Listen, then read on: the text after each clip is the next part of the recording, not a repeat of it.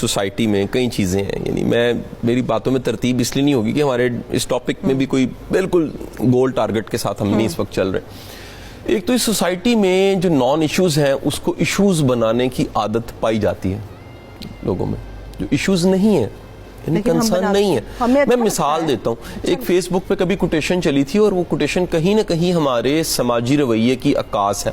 वो कोटेशन थी कि सारी दुनिया में जब शादी आती है तो खुशियां मनाई जाती हैं, हमारे यहाँ फुफियां मनाई जाती हैं। हाय अल्लाह, मैं फुफियां नहीं कहूंगी, हमारे यहाँ मामू भी बनाए जाते हैं। तो बेशुमार रिश्तों को आपको मनाना पड़ता है, क्योंकि होता क्या है, वो इतना आधा टब्बर रुस्सा होता है। अच्छा, कुछ खानदान के ऐसे अफराद होते हैं वो इंतजार करते हैं कि फंक्शन आए और हम रुस्सें, हाँ, को मौका मिले उन्हें बात अच्छा, बाज़ वक़्त बड़े करीबी रिश्ते होते हैं, यानी एक लड़की की शादी हो रही है और उसकी सखी बहन उससे रुस जाएगी या उनसे रुस जाएगी जहां वो रिश्ता हो रहा है, ये ऐसे काम या ऐसी हरकतें करेगी कि कुछ खराबी हो, कुछ खलारा पड़े। कुछ लोगों ने ट्विस्ट अच्छा लगता है, हाँ। लड़ाई अच्छी लगती है, फड्डा अच्छा लगता है, दूसरे की खुशी देख के हजम नहीं हो रही, ये कहीं ना कहीं एक हसद की शक्ल, हाँ। यानी हसद का कोई कमतर पहलू जरूर होगा, लेकिन है हसद कि किसी की खुशी हजम नहीं हो रही। अब दूसरा अब लोगों के पास करने को बात कोई नहीं है। वो एक बड़ी फिर अगेन कोटेशन है, बड़ी फेमस कोटेशन है कि जब भी आपको बड़े इंसान नहीं है तो आप लोगों को डिस्कस करेंगे, जब भी आप फिक्री तौर पे जरा बड़े इंसान है आप नजरियात को डिस्कस करेंगे। कितनी प्यारी बात। ना लोग किताबें पढ़ते हैं, ना लोग कोई नई बात सीखते हैं, ना कोई नया मुशाहिदा, ना कोई नया एक्सपोजर। तो कितने दिन शादी होने से पहले डिस्कशनें हो रही होती हैं, की करन चले ने इन्होंने नहीं करना चाहिए सी, साडे कोल पूछा ही नहीं इन्होंने, साडे कोल ये रियली क्या बातें आपने जा रहे। वो गाना सुने आपने, वो शेर गाना है, पता नहीं, मैं लब चुप ही रहे तो अच्छा है, ये कुछ ना कहे तो अच्छा है, मेरे लब चुप रहने चाहिए। ये रियलिटी है, ये इस समाज में बहुत ज्यादा तबके को फेस करना पड़ता है कि कहीं ना कहीं पूरे खानदान को साथ लेके चलना है, रुस्सों को मनाना है और सबको राजी रखना है, फिर वर्तने बड़ी अजीबोगरीब है। यानी कि उन पे कभी क्वेश्चन नहीं रेज हुआ कि ये वर्तनों के पीछे रीजन क्या है, कोई लॉजिकल रीजन हो ना, काज एंड इफेक्ट हो, कोई असूल हो, कोई ज़ाब्ते हो। बस ये रस्में चली आ रही हैं, इन रसूमों रवाज पे कभी किसी ने हजारों साल से सवाल नहीं उठाया। मसलन अगर शादी हुई है, लड़की आ गई है, तो वो लड़की वाले बाकायदा बरतते हैं आप लड़के के रिश्तेदारों से, उसके पहले से मौजूद जितने रिश्ते हैं उनको सूट, घड़ियां, चीजें वो दी जाती हैं। अच्छा, फिर वो डिस्कस होती हैं कि इनकी क्वालिटी कितनी अच्छी है, कितनी नहीं है। मैं बताऊं, बड़ी दुनिया के रिश्ते, बाजी ने मुझे ये रंग क्यों दिया, फलाना उसको अच्छा दे दिया, बड़ी दुनिया के रिश्ते खराब होने की वजह ये दरमियान की बरतने। बिल्कुल, यानी शादी को हुए 4 साल हो गए और ताने ही होते हैं कि तू मेरे भरा नू चंगा सूट नहीं देता जी, ये बातें हो रही होती हैं। या उसकी अम्मी कहती है कि जी वो मुझे लगा था 2.5 तोले दा ते तोले दा निकले। ये इस किस्म की बातें कहीं ना कहीं फिर साथ चलती हैं। तो ये हमारे यहाँ शादी एक खुशी होनी चाहिए, शादी जिस तरह से एक अच्छे अंदाज से, हेल्दी अंदाज से मनानी चाहिए, शादी एक पूरा पॉलिटिकल इवेंट बन जाता है। हाँ। हमारे यहाँ एक बड़ी तादाद के साथ ये होता है पॉलिटिकल। अच्छा, फिर एक और यकीनन एक बड़ा मसला पैदा हो जाता है, नॉन इश्यूज के बाद का एक मसला। हम कहीं ना कहीं अपने इवेंट्स को दुनिया को दिखाने के चक्कर में पड़ जाते हैं। हम नहीं देखते हमारे अंदर सुकून कितना है, दुनियादारी की भी तो बात करते हैं ना। एक बाप है, मैं एक सिचुएशन भी रखती हूँ ना, लोगों को पता चले हम बात क्या कर रहे हैं। और एक बाप है, सारी जिंदगी वो अपनी हड्डियां गला देता है, वो चंद टके जमा करता करता अपनी बेटी या बेटे के लिए रख लेता है। वो जितना हो सकता है वो अच्छा परफॉर्म कर रहा होता है, जितना हो सकता है वो अच्छा फंक्शन दे रहा होता है, मगर जो शादी अटेंड करके लोग आ रहे होते हैं ना, उनके बड़े गिले शिकवे होते हैं, उन लोगों को खुश कैसे करके भेजें? आप कभी खुश नहीं कर सकते। मेरा ख्याल है कि हमें अभी से सबको सीख जाना चाहिए, समझ जाना चाहिए कि दुनिया को कभी आप सेटिस्फाई नहीं कर सकते। हाँ। मैंने ऐसी शादियां देखी हैं, अटेंड की हैं, इन्विटेशंस आए हैं जिनमें सिर्फ शादी का कार्ड वो 50-60 हज़ार रुपए का कार्ड के साथ पूरी टोकरी आई है, जिसमें इंडिया से धनी राम की चीजें मंगवाई गई हैं, स्वीट्स मंगवाई गई हैं, पूरा डब्बा है, शादी का कार्ड उसके अंदर इतना सा पड़ा हुआ। बाद में मैंने वही शादी नाकाम होते देखी। अगर गारंटी होती तो ये जो 12-15 लाख के सिर्फ कार्ड ही बांटते हैं, तो गारंटी भी साथ कार्ड होता ना कि शादी कामयाब होगी, कामयाब हो जाएगी। असल में जिन चीजों ने कामयाब करना है हमने वो गोल्स में शामिल ही नहीं की होती, कि बच्चे में बर्दाश्त कितनी है, بچے میں حوصلہ کتنا ہے, صبر کتنا ہے, کتنی جلد بازی کو کنٹرول کر لیتے, جذباتی طور پہ کتنے میچور ہیں, رشتوں میں کتنے ہیلدی ہیں. میں آج سب کو ریکمینڈ کروں گا خدا کے لیے اپنے بچوں کے کہیں رشتے کرنے لگے ہیں, یہ ضرور دیکھیں کہ وہاں رشتے کامیاب اس خاندان میں کتنے ہیں, اس خاندان میں رشتوں کی حیاداریاں کتنی ہیں, اس خاندان میں قدر دینا کتنا ہے, بڑوں کو چھوٹوں کو اپنے پہلے سے موجود رشتوں کو وہ کیسے قدر دیتے ہیں. اگر مثال لیجئے کہ کہیں پر آپ شادی کرنے لگے اور وہاں پر 2 بیٹی ہیں, ایک بیٹی پہلے بیائی ہوئی ہے, آپ ایک بیٹی لانے لگے ہیں, دیکھیں کہ پہلے سے موجود بیٹی کے رشتہ داروں کے ساتھ ان کے سلوک کیسے ہیں. بالکل. اگر بنے بنائے رشتے نہیں کو چلا سکا تو نیا رشتہ بنا کے بھی وہ کو اچھے سے نہیں چلا سکے. اچھے سے نہیں چلیں جی, لوگوں کو تو ہم خوش نہیں کر سکتے لیکن اپنے آپ کو تو بہتر کر سکتے ہیں نا قاسم علی شاہ صاحب. ہم کسی شادی میں جاتے ہیں, ہماری ترجیحات کیا ہونی چاہیے کہ ہم منہ لٹکا کے نہیں خوش خوش واپس آئیں. اچھا دیکھیں, یہ اپنی چوائس ہے, اپنا انتخاب ہے. میں اپنا بتا رہتا ہوں, کہیں کو میرا پیکج سوٹ نہیں کرے گا جو میں کرتا ہوں. بہت ساروں کو سوٹ بھی کر جائے گا, بتا دیں. اب یہ میرا مطلب کہہ لیجئے میل والا پیکج ہے, obvious ہے فیمیلز کو تھوڑا سا پھر امینڈ کرنا پڑے گا.